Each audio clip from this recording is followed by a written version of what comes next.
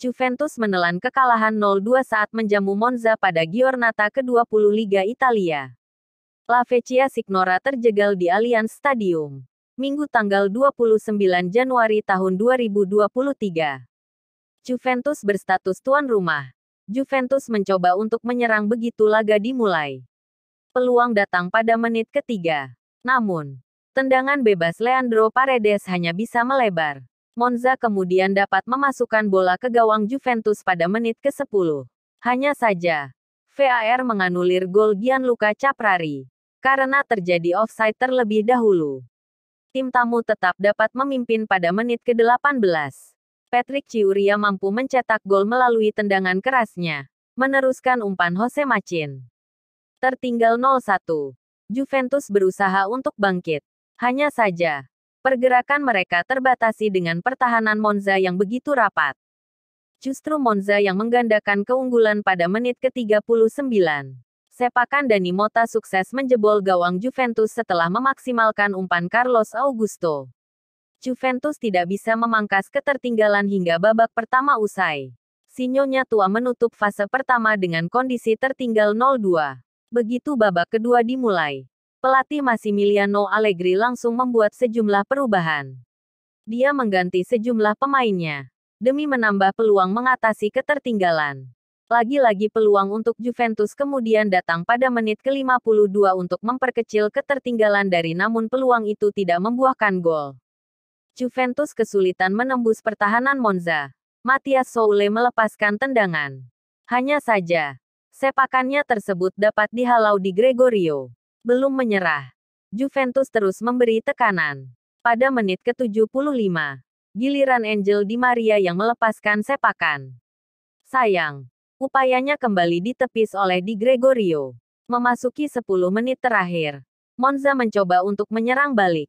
Mereka bahkan nyaris menambah keunggulan pada menit ke-82. Juventus terus berusaha mengejar ketertinggalan namun sampai peluit panjang dibunyikan skor tetap 2-0 untuk tim tamu Monza.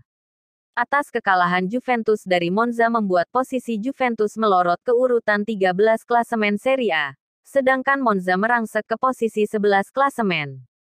Di laga lain AC Milan vs Sassuolo. Di laga ini AC Milan benar-benar babak belur. Laga baru dimulai, Milan langsung unggul saat laga baru berjalan 8 menit. Umpan silang Theo Hernandez dari jarak yang cukup jauh mampu digapai oleh Giroud dengan kakinya yang memanjang. Setelah melakukan selebrasi, VAR ternyata menganulir gol tersebut karena sang pemain sudah offside. Milan yang sempat mendominasi justru tertinggal 2 gol cepat lewat De Vrij dan Frattesi masing-masing di menit ke-19 dan menit ke-24. Pertahanan Milan diacak-acak dengan mudah dari proses 2 gol tersebut. Milan sempat memperkecil ketertinggalan lewat sundulan Giroud di menit ke-24. Umpan silang dari Davide Calabria di sisi kanan dituntaskan dengan baik oleh Giroud yang membuat kiper Consiglita sempat bereaksi. Baru mau mengejar, Milan kembali tertinggal jadi 1-3 di menit ke-30. Kali ini sundulan Berardi saat proses sepak pojok kembali berhasil membobol gawang Milan untuk kali ketiga. Sampai babak pertama selesai skor tetap 1-3 untuk Sassuolo. Baru 2 menit berjalan, Milan kembali menderita. Calabria mendorong jatuh Armand Laurente yang merangsek masuk ke dalam kotak penalti. Alhasil, penalti diberikan oleh wasit utama Antonio Giwa kepada Sassuolo. Laurente pula yang jadi algojo melaksanakan tugasnya dengan sempurna. Sassuolo unggul 4-1. Rebic sempat mencetak gol untuk Milan di menit ke-54.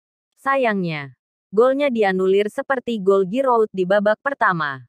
VAR melihat ada offside di gol tersebut. Rapuhnya pertahanan Milan kembali tampak pada gol kelima Sassuolo.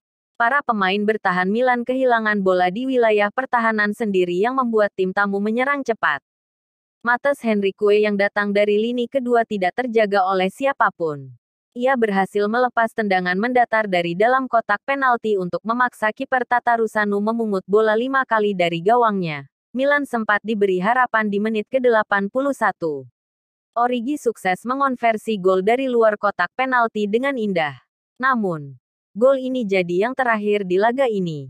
Milan menyerah 1-5 dari Sassuolo. Hasil ini membuat Milan tetap di posisi lain ceritanya dengan Sassuolo yang keluar dari zona degradasi ke urutan 16 klasemen Liga Italia.